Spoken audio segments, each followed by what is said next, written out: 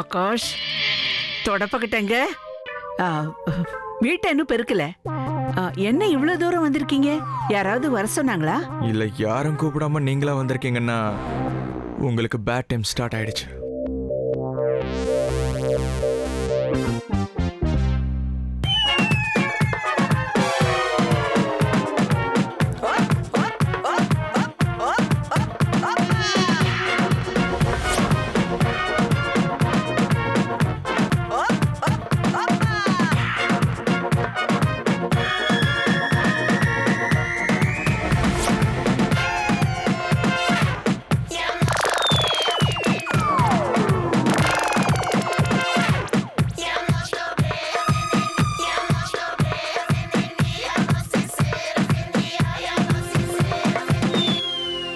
பண்றீங்க?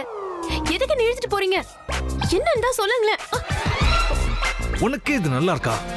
எது நல்லா இருக்கா? நாள் போக போக சாய்ஸஸ் இன்னும் பெட்டர் ஆகும் தான் கேள்விப்பட்டிருக்கேன். ஆனா உன்னோட என்ன பத்தி கொஞ்சமாவது யோசிச்சு பாத்தியா? என்ன மாதிரி செலிபிரிட்டி கூட இருந்ததுக்கு நீ ஒரு ஆக்டரையோ ஒரு மாடலையோ இல்ல ஒரு கிரிக்கெட்டரையோ டேட் பண்ணிருக்கணும். ஆனா அதை விட்டுட்டு சரி, எனக்கு புரியுது, அந்த மாதிரி யாரையாவது டேட் பண்ணாலும் என் குவாலிட்டிஸ் அவங்க கிட்ட இருக்காது. அட்லீஸ்ட் மத்தவங்க லைக் பண்ற மாதிரியாவது அவங்க இருப்பாங்கல்ல. இந்த ப்ரொஃபசர் கிட்ட அப்படி என்னத்தை கண்ட?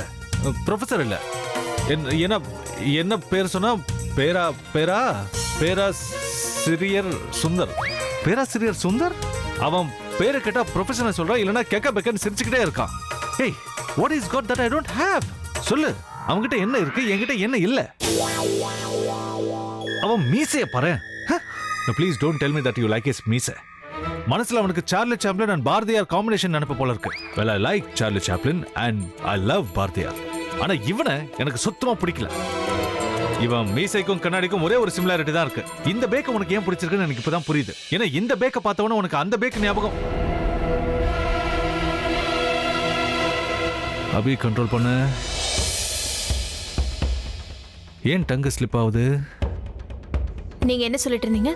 நான் ஒன்னும் சொல்லலையே, அதை விட.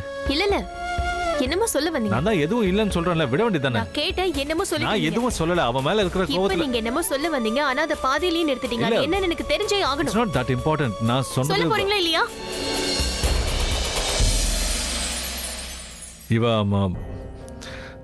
இவன் போட்டிருக்கிற கண்ணாடியை பார்த்தா அந்த சுரேஷ் மாதிரி இருக்கான்னு சொல்ல வந்தேன்.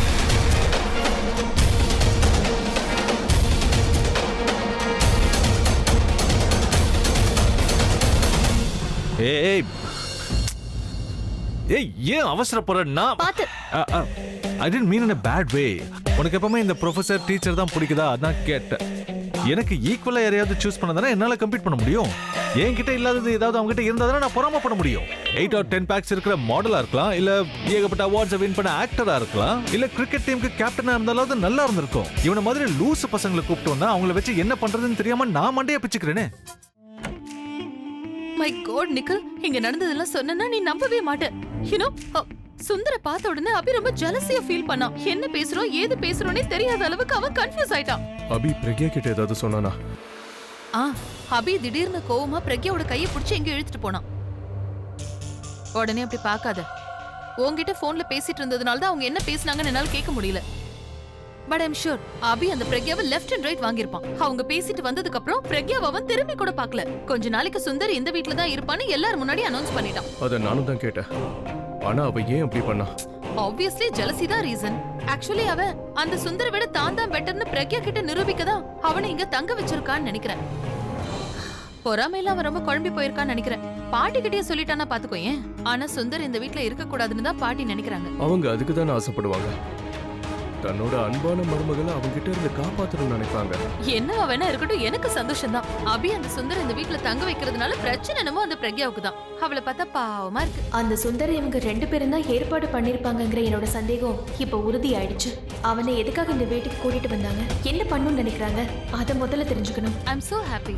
நாம நினைச்ச மாதிரி அந்த சுந்தர இந்த வீட்டுக்குள்ள கூட்டிட்டு வந்துட்டோம். இப்ப அந்த சுந்தர வச்சே பிரக்யாவையும் அபியையும் நிரந்தரமா பிரிக்கிறனா இல்லையான்னு பாரு.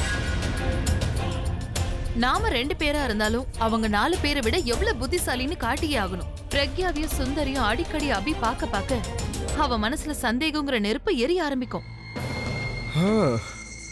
பாவம், அந்த நெருப்புல எரிஞ்சு சாம்பலாக்க போறது பிரக்யா தான். இதுல ஹைலைட்டான விஷயம் என்னன்னு தெரியுமா? இந்த பிளானை போட்டது நாம தான். ஆனா அது டபுள் ஸ்பீட்ல இந்த அளவுக்கு எக்ஸிக்யூட் ஆயிருக்குன்னா அதுக்கு காரணமே அபியும் பிரக்யாவும் தான். இதத்தான் பெரியவங்க யானை தான் தலையில தானே மண்ணை வாரி போட்டுக்கிறதுன்னு சொல்லுவாங்க. அதுக்காக நாம வேடிக்கை பார்த்துக்கிட்டு இருக்க கூடாது. அந்த மண்ணுலயே அவளை அடியோட புதைச்சிடணும். அவ அதிர்ச்சியில ஆடி போயிருக்கா. இன்னைக்கு ராத்திரியை நாம கம்ப்ளீட்டா நமக்கு சாதகமா பயன்படுத்திக்கணும். இன்னைக்கு எல்லாம் கரெக்டா நடந்துட்டா நம்ம பிளான் அடுத்த லெவலுக்கு போறதுக்கு அது உதவியா இருக்கும். சொல்ல முடியாது, இந்த ராத்திரி தான் பிரக்யாவோட கடைசி ராத்திரியாவும் இருக்கலாம். அப்படி என்னதான் பண்ண போறாங்க? நீ என்ன பிளான் வச்சிருக்க? நடுராத்திரி அந்த பிரக்யாவை பயமுறுத்தி தூக்கத்துல இருந்து எழுப்ப போறியா? இல்ல தனு, இல்ல. அவளை எழுப்பலாம் போறதில்ல, படுக்க வைக்க போற. அவங்க 2 பேரும் ஒன்னா ஒரே படுக்கையில தூங்க போறாங்க. காலையில எழுந்ததும் அபி அந்த காட்சியை பார்த்தானா என்ன ஆகும்? அவனுக்குள்ள இருக்கிற கோவம் எரிமலைய வெடிச்சு செதறும். எந்த ஒரு மனுஷனாலையும் தன்னுடைய காதலி இல்ல மனைவியை இன்னொருத்தனோட எங்க எப்படி பார்த்தாலும் ஏத்துக்க முடியும். ஆனா உன்னை ஒரே படுக்கையில ஏத்துக்க முடியாது. அப்படி ஒரு நிலைமை அபிக்கு வந்துச்சுன்னா அவனோட கோவம் தீப்பிழம்பா தான் வெளியில வரும். அந்த தீப்பிழம்புல இருந்து பிரக்யா நினைச்சாலும் அவளால தப்பிக்கவே முடியாது. நாம ஏற்கனவே போட்ட பிளான் படி இன்னைக்கு ராத்திரி சுந்தர் இந்த வீட்டுல இருக்கிறது எவ்வளவு முக்கியம்னு உனக்கு இப்ப புரிஞ்சிருக்கும்னு நினைக்கிறேன். அவளோட முடிவு என்னன்னு தெரியாமலே பிரக்யா இன்னைக்கு ராத்திரி தூங்க போறா. நாளைக்கு விடியும் போது அவளோட முடிவுல நம்மளுடைய வாழ்க்கை ஆரம்பிக்க போகுது.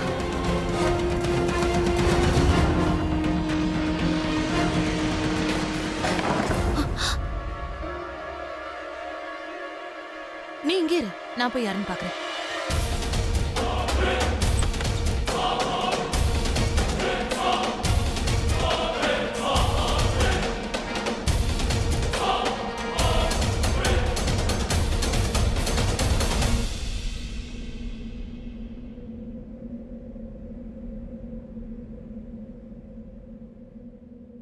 யாரு? யாருன்னு கேட்டேன்.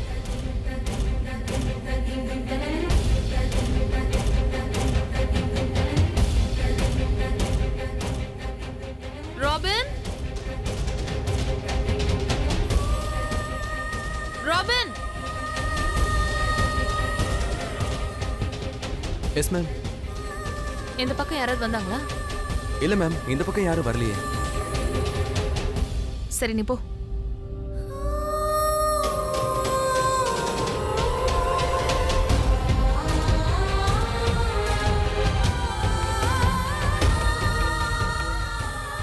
இப்ப என்ன பண்றது? முதல்ல இந்த விஷயத்தை பாட்டிக்கிட்ட சொல்லணும்.